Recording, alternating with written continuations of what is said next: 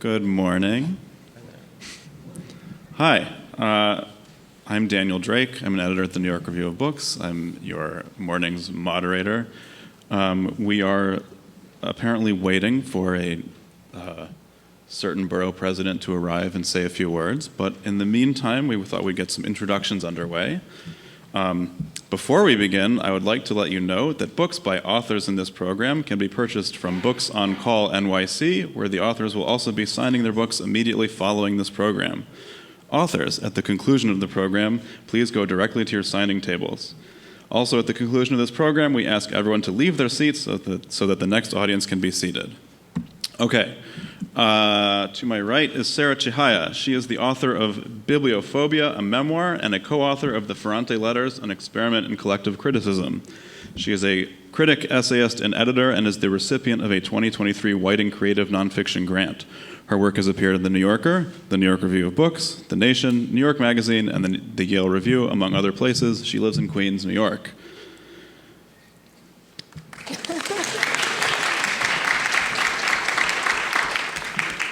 To Sarah's right is Andrea Long Chu, a Pulitzer Prize-winning essayist and critic at New York Magazine. Her book Females was published in 2019 and was a finalist for the Lambda Literary Award in Transgender Nonfiction.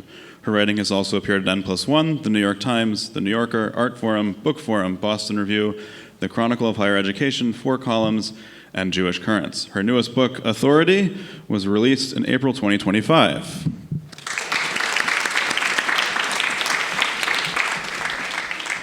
And to Andrea's right is Jeremy Gordon, the author of See Friendship, which was released in March by Harper Perennial. He's a senior editor on the culture desk at The Atlantic, and his writing has appeared in The New York Times, GQ, Pitchfork, The Nation, and The Outline.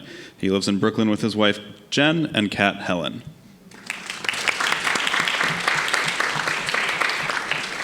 And let's give another round of applause for his cat, Helen.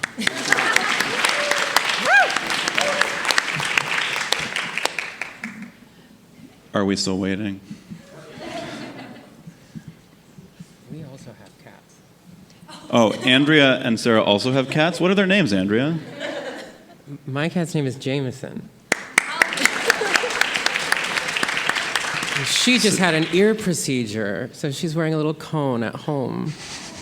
Aww. Have the results of her biopsy come back? No, we don't know. We don't know what's going to happen to her. Well, like anyone. My cat's name is Jiro, and he just had a big surgery, so we're very happy that he's well. Oh, Jiro. Yes, we're very happy for Jiro. Is Jiro also wearing a cone? He was, yeah. He was, but not anymore. Not as nice as Jameson's cone. I don't have a cat. I'm allergic to cats. It's a great tragedy of my life because I love cats. But oh well.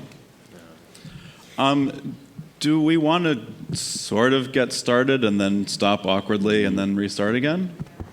Yeah. Why are we All right. let's not wait. Or we could just talk about cats. The president can come and make a compelling case why we should stop. Okay, let's get a little... Oh, I can roll, okay. Okay, I'm going to start with a sort of obnoxious question given the theme of today's panel. I would like each of you to perhaps answer for me, what is fiction and what is criticism? Daniel. That's right. I think we should get our terms out. If we're going to talk about the opposition or the wall or what separates or doesn't separate them, it would be nice to know what we're even talking about. Dan. I kind of object to the question, Dan. I mean, it's All right, I'll ask a more refined version of it. Andrea, you're a critic. What do you do? So they tell me. I work for a magazine, which is the main part of being a critic, is actually just the professional thing. I don't have a strong belief that there is something qualitatively different called criticism. Obviously, there's a difference between someone writing something on Goodreads and the stuff that I do, and mostly it's resources and opportunity. I think that is sort of it. If the basic idea, of course, is is engaging with a text in some way, but my thing is. As maybe that answer kind of suggests, my thing is that, a novelist or a writer or an artist, it is their job to take something out of the world, and it is the critic's job to put it back. So I am most interested in trying to kind of re-understand a piece of fiction or a nonfiction, whatever, try to re-understand it as something that exists in the world the same way a person or a chair does. So there's my answer. Okay. Jeremy, you're both a critic and I think on the panel the only person who has published fiction. How do you approach those two subjects differently when you're writing? Yeah, I think when I was in the process of writing my novel, I realized that they were a lot closer in practice than I had initially conceived them. I was sort of maybe naively believed that fiction is one thing and nonfiction is another thing, and someone once defined it as fiction is what you can leave out and nonfiction is what you need to put in.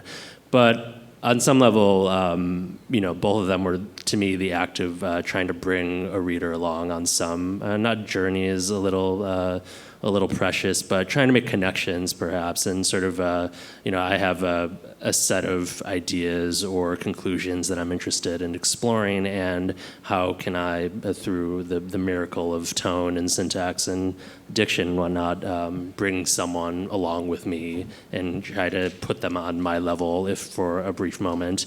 I think with fiction, it's a more internal, emotional state, and with nonfiction, it's a kind of cluster of ideas and kind of, just throwing things really at the reader to say, think about this for a second and, see where you land. Sarah? I think that, I'm a teacher, and so I will answer most questions that way, I think. And I think that as a teacher of writing, fiction has an inherent form. Every piece of fiction has a shape. And your job as a critic, and I think as a student, and someone trying to explain how to do criticism, is to find that form in fiction and bring that out and learn to explain to your reader what that form is. If I'm following you, is teaching in that way like a kind of criticism, do you find? Like as you're engaging with students, you're criticizing them in their work, but also teaching them what criticism does? I think teaching is both fiction making. You create a fiction that you're encountering this text together, and you're maybe the only people who will encounter this text, or maybe people who are not you will read these essays that the students produce. And so in that way, you're encouraging them to write fictions, to write essentially a short story about a story or whatever you're reading. But it's also criticism in that you are taking the material they give them, or they give you, and, as you say, criticizing them and teaching them how to do it better. To back up a second, like what kind of classes do you teach? Like what writing are you teaching? Like creative writing or? I used to teach in an English department and teach just essay writing. And I'm hoping to someday return to the classroom and teach nonfiction. Go ahead, Andrea. I was just going to add, in terms of, I think one question here is kind of like where the boundary is, if we're going to say there's a boundary, imaginary or not, and between fiction and nonfiction. And I think maybe the least interesting answer to that question is often the kind of autofiction kind of direction. Whatever, like, did Rachel Cusk really go on that boat or something? And probably yes, but that to me is the least interesting. I tend to feel that the place where kind of nonfiction and fiction, or reality and fiction or something actually come most into contact is at the level of genre fiction. Which may seem, I think, sort of a weird thing to say, because it's like I'm saying dragon smut is kind of is closer to nonfiction, but I actually think that's true. I think it is closer to nonfiction. I think you don't, the reader is not asked to forget that this is something that someone made up, and they are allowed to continue to retain their outside self. They don't have to take off their shoes before they walk in. There's not a sense of, there's an emperor not having clothes, I think, kind of situation with genre fiction. High fiction is words pretending to not be something that someone just dumped in a novel. I'm sort of unfairly borrowing something that Jeremy said earlier today, but I mean, as a fiction writer, maybe you can sort of speak to kind of, in a way, the reality of what writing fiction is, as opposed to the kind of fantasy of literature as this kind of space in which, kind of mystical things happen. Well, I think there's a level of mystery to the fiction, whether or not emotional or intellectual, but the sense of something that you don't need to spell out as directly. I've never read a piece of criticism and walked away feeling like confused as to what the writer was trying to say. I mean, if they're a bad writer, sure, but generally speaking, the idea is to come away with some kind of concrete, set of ideas and conclusions and beliefs. Whereas, in fiction, it's almost, you could say it's a bit of a cop-out, but you are given the space to leave things up in the air, let the reader draw their own meaning. It would be boring if you spelled it out. I think to your point about genre fiction, sometimes if a book is so relentlessly plot-focused that there's no sense of ambiguity as to what is happening or what it means or what the characters believe, then yeah, it has a bit of a color in the line sense, and sometimes that's nice, but I think I personally, at least, am drawn to larger novels or mysterious novels because it doesn't all make sense, it doesn't all resolve together, and you kind of create your own meaning. Andrea, I want to return for a second to your proposition that dragon smut, for example, could be nonfiction. Sure. To take that proposition seriously for a moment, it sounds like you're talking about the level of form. Surely you don't mean that dragons are real, but like what would it mean what does it mean for a piece of genre work to be nonfiction in its form? What would that? Unfortunately, you're actually getting me to answer the question that you asked at the top. That's right. And I think it sort of lies in, yes, maybe saying what is nonfiction is actually a more helpful way to start posing the question. There is something like undecidable about a sentence, right? He stood up and closed the door. As just on a pure language level, at that point we don't know, right? It could be part of nonfiction, it could be part of a novel or whatever. I think my sort of contention would be that because language is sort of always gathering things together anyway, there is, even if you say, okay, now there's a dragon, we're not reaching into some other world that exists. It's still just sentences. Like, to me, nonfiction is writing that is sort of not pretending to be an object, like a thing, right? Like a thing. Fiction is to some extent pretending not to be. It's hiding, it's sort of mediating that process of me having a connection with a thing. So when hundreds of people wait in line for hours to talk for 15 seconds with Colleen Hoover, I think that is partly because they understand that those books are real. She actually wrote them.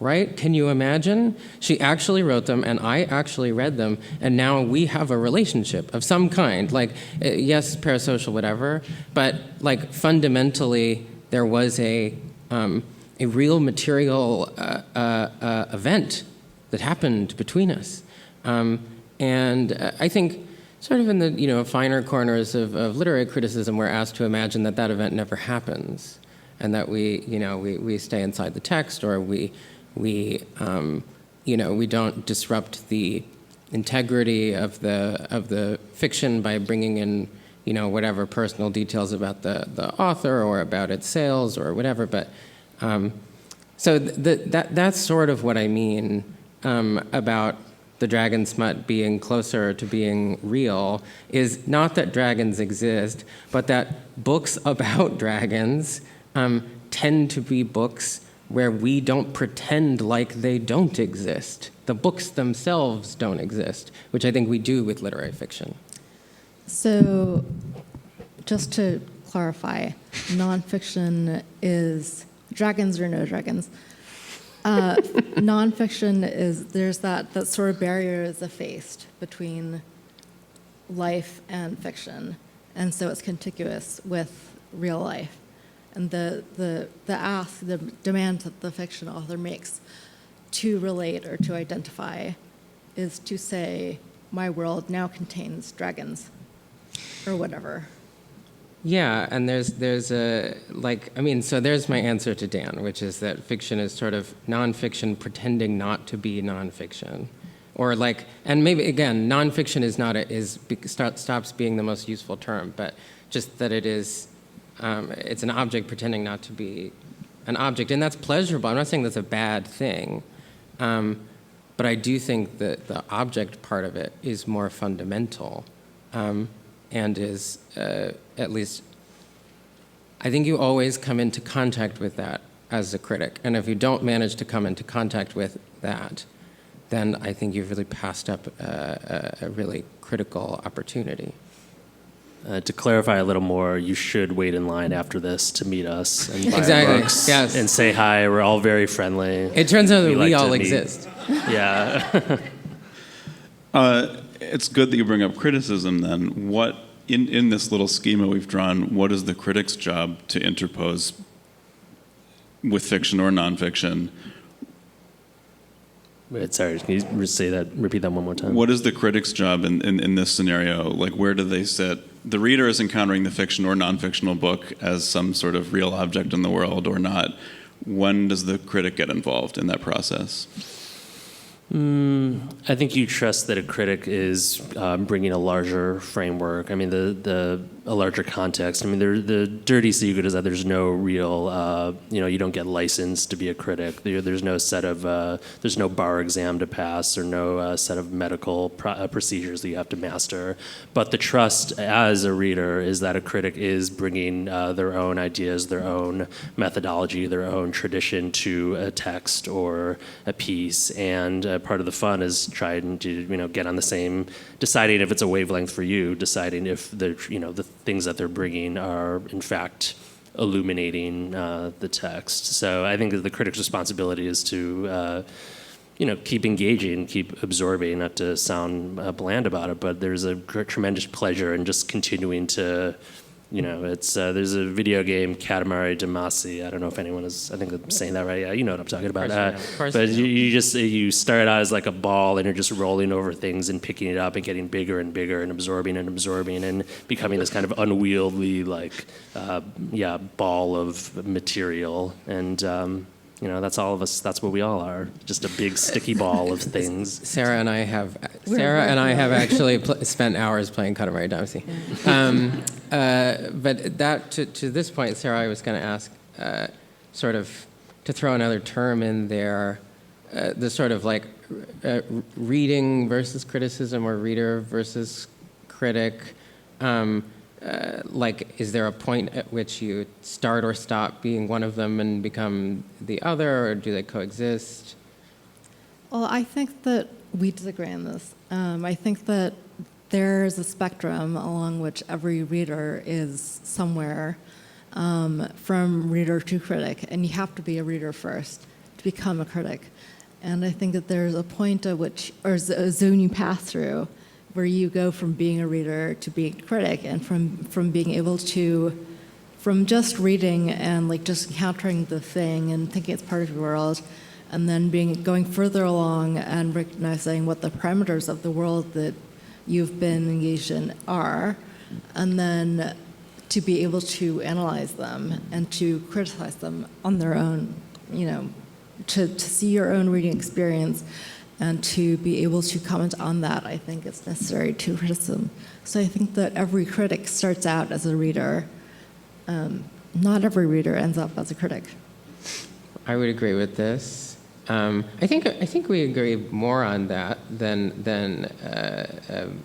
but I guess the part of that, I do think it happens like that. I think many critics would describe their own journey that way. And I'm for self-consciousness. I'm a good Hegelian, but I think the thing that always kind of worries me, right? Like readers have been hated ever since there have been readers, right? Readers of the novel in particular. As I said to you earlier, the novel was, it was treated as unserious because it was just about ladies, looking for notions, and it still is. That's what the romance category. It's ladies still looking for notions, and there's that figure has always been denigrated. And so the question for me is not whether or not you should become a better reader. I'm broadly in favor of this, but whether you can do so without having to sort of project a split back into the past between reader and critic, which is, I think, something that happens all the time, that criticism is treated as if you have sort of you have overcome the weaknesses and shortcomings of being a reader, and it ends up painting readers, the average reader that we talk about, that are at different festivals than this, right? That are at the big convention halls, that those readers are having like a naive experience of the text. That's what worries me, is the idea that those readers are Discounted. Yeah, that they're discounted, and that they're treated as if they're having a flat experience, that they're unable, that they have no levels, that they're like as if they are like fully absorbed by the book and aren't able to understand that it is a book, which, as I've said, I think they understand better than most people. Like they're not on the spectrum of reader to critic, but they're something else. Yeah, or like they have.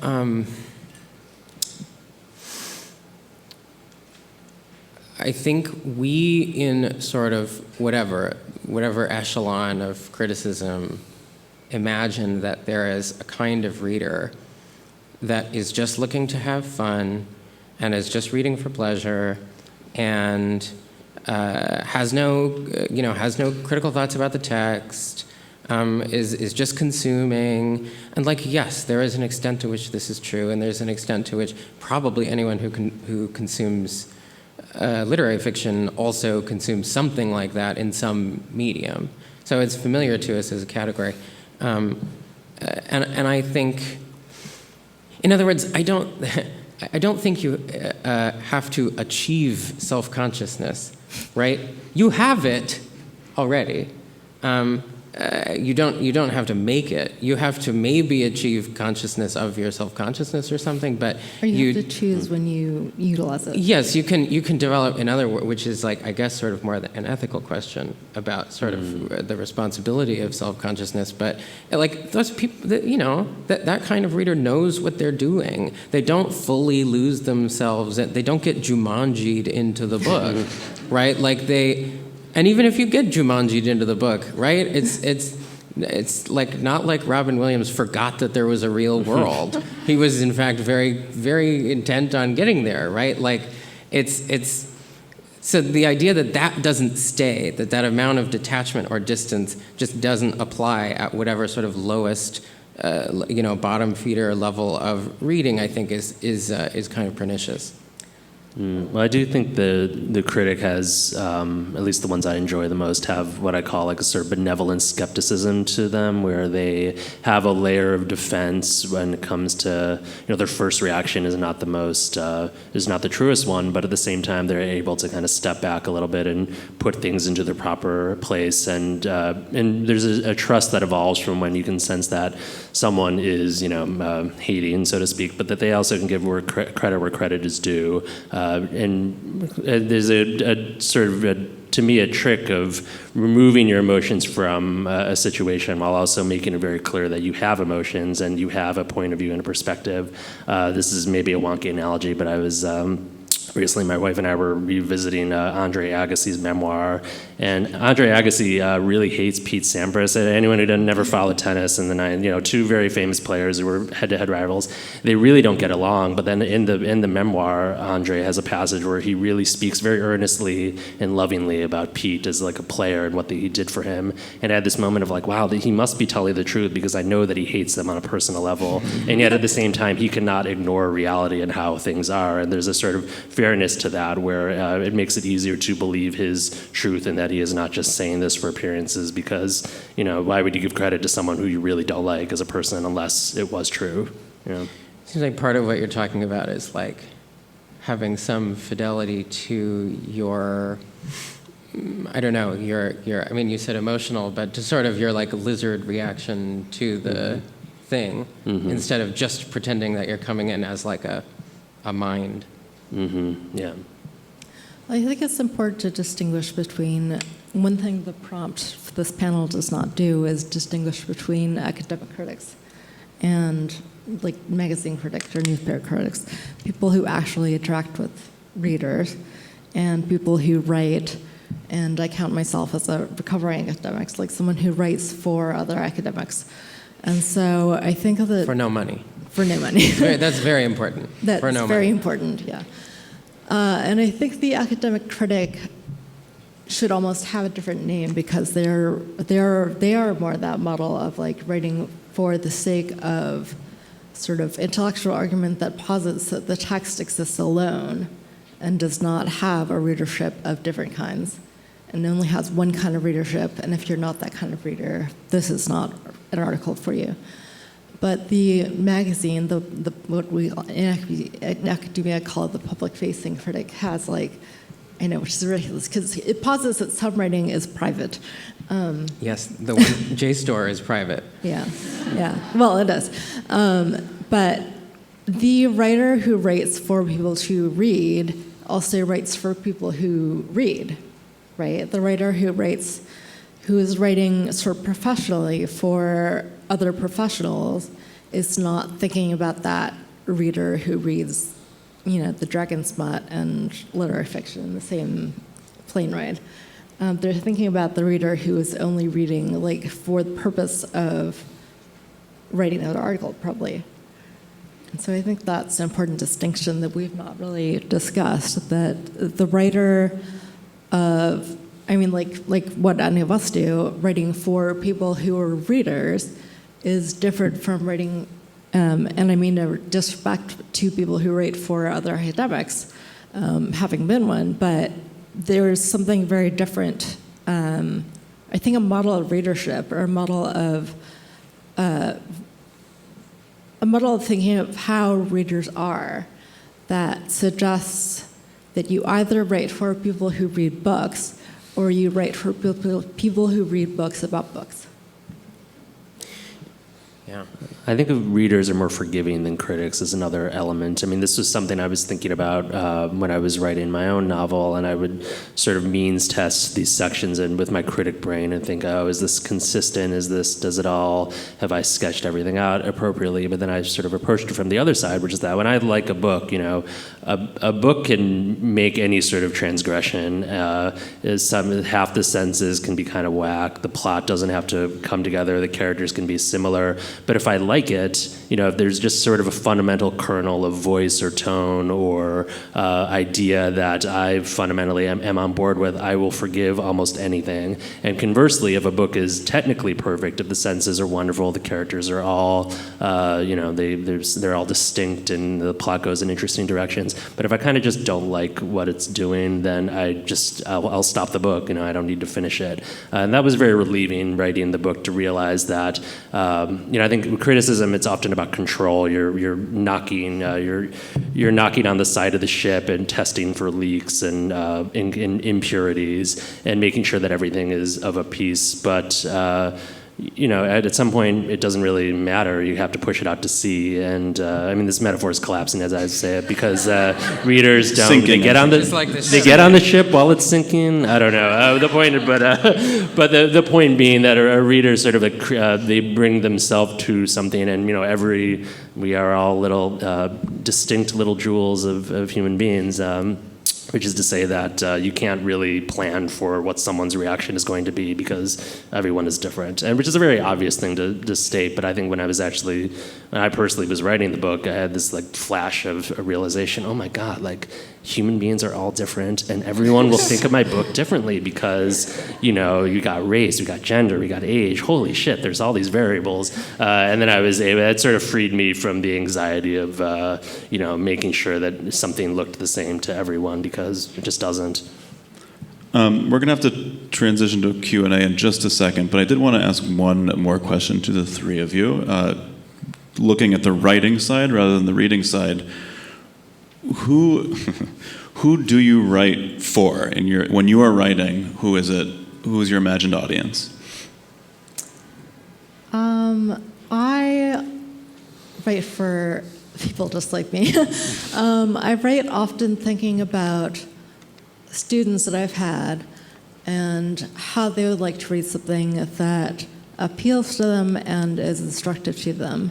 And I think that, Jeremy, I totally agree with what you're saying. I think that there's pressure on the critic to make an argument, and there's not that same pressure on the fiction writer. And I think that writing nonfiction, you kind of balance those urges to make something that has an argument that you can follow, but is not too far into the realm of argument and not too far in the realm of story making. And so as a nonfiction writer, I try and write in between those two realms, in between making the kind of argument that I used to make as an academic critic and making the kind of story that one makes as a fiction writer. So I think life is sort of unshapely and unwieldy in a way that nonfiction should reflect. And maybe this is a distinction between fiction and nonfiction. Nonfiction does not necessarily innately have a form, but fiction does, for better or for worse. And I think the job of someone, like any of us, who sort of writes and tells people about fiction is to be an observer of yourself as a kind of character navigating the text, but also not as too much of a character, if that makes sense. I think I would. There's two ways to answer the question. There's this sort of internal and external one, right? Externally, who does it appear that I write for? Experience would tell me sort of dirty queers on the left or something, right? Because obviously you develop an audience of some kind. Thank you all for joining us. But then there is the, and that's not nothing, right? Whatever. As a critic, I'm writing from a very, I think, pretty clear political perspective. So that's not nothing. But the internal question, the answer will sound a little redundant, but the internal question, I think the answer is that you have to write for the person who is reading the review. Many people don't do this. It's not easy to do, and it's not a given thing. A lot of criticism is addressed to the idea of someone who is reading the book or watching the movie or whatever. So you're imagining a reader who already has their attention divided. I see no reason to write for such a reader. If they want to read it, great, but really you should be writing for exactly the kind of person who would read it, which means you don't have to worry about, it doesn't mean you don't have to worry about persuasion, but I think I have a kind of, I think I like to assume that the reader is capable of having the thoughts that I am having. I want to write to the reader who could have written this, and so that, you have to, that requires a lot of sort of confidence, and if other, and if readers who don't fit that mold read it, then great. But I think if you assume that, you're going to produce the best writing.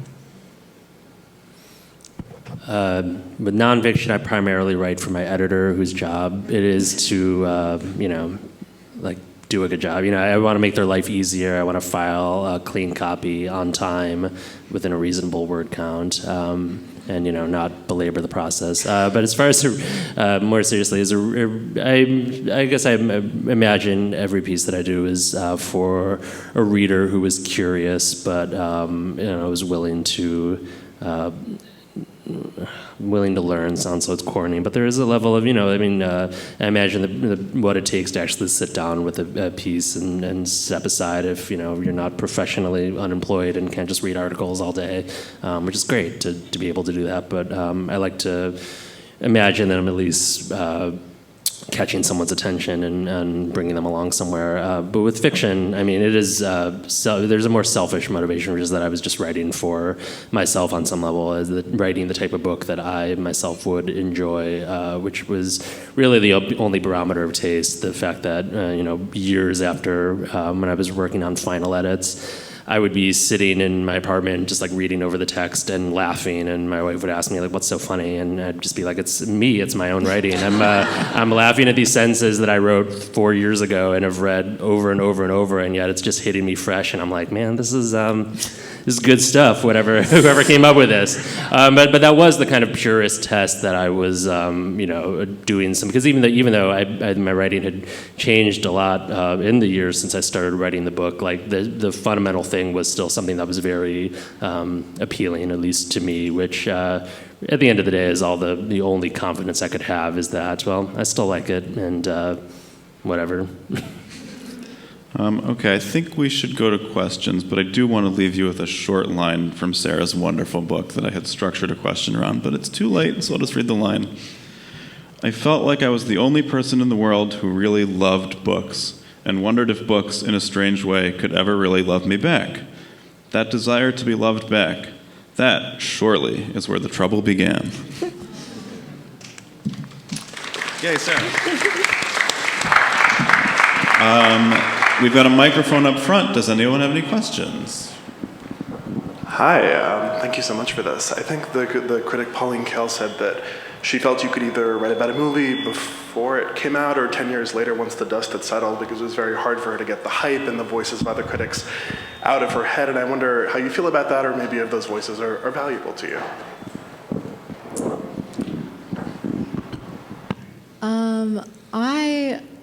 I kind of agree with her, but I also don't really in my life do that. I like to read.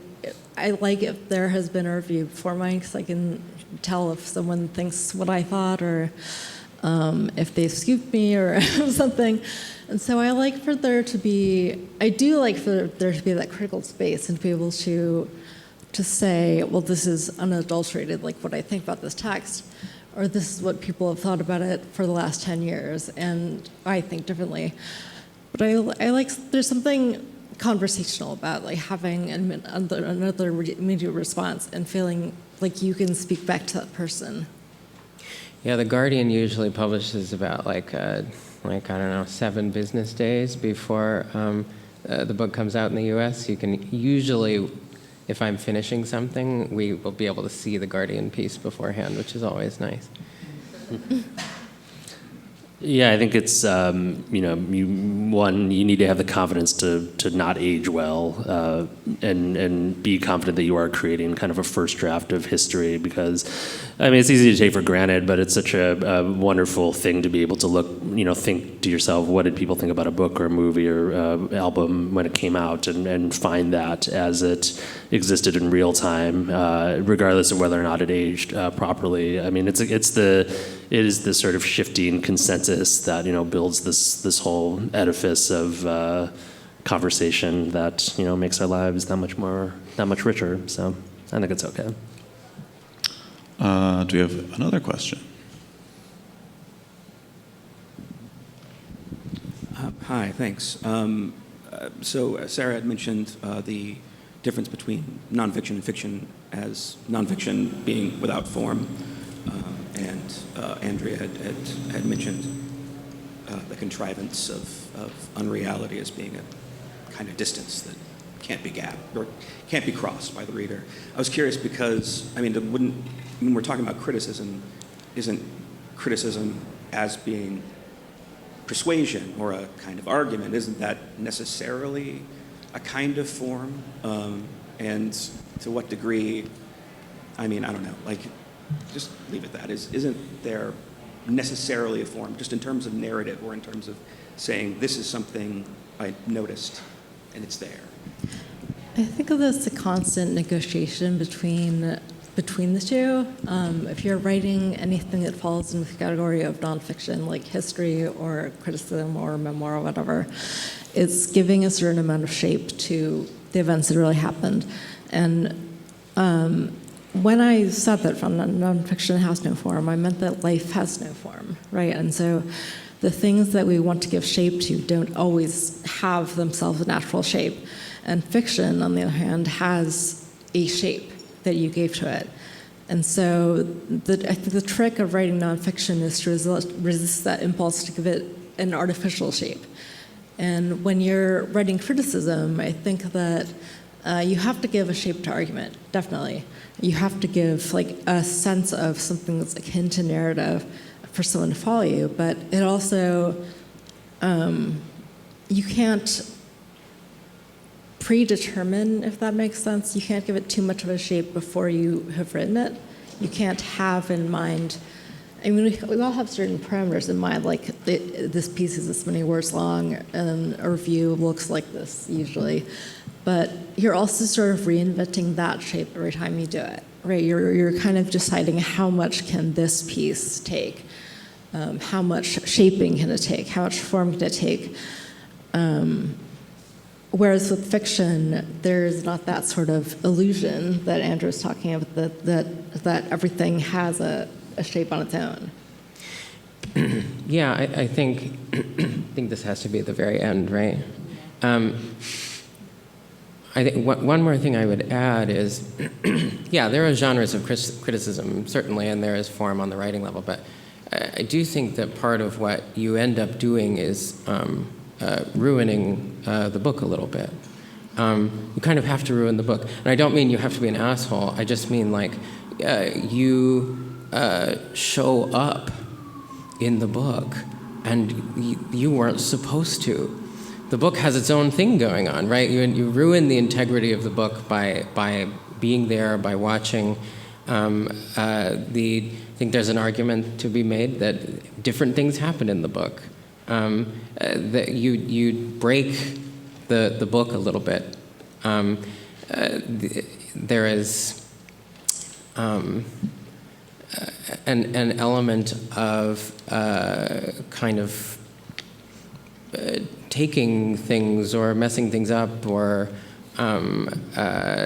destroying it a little bit. That I think is just has to happen. There's no other way to engage with it. So part of the job is to give an account of what broke when you went in. Okay, I think we are out of time, but thank you all for coming. The authors will now sign their books downstairs. Authors, please bring your name.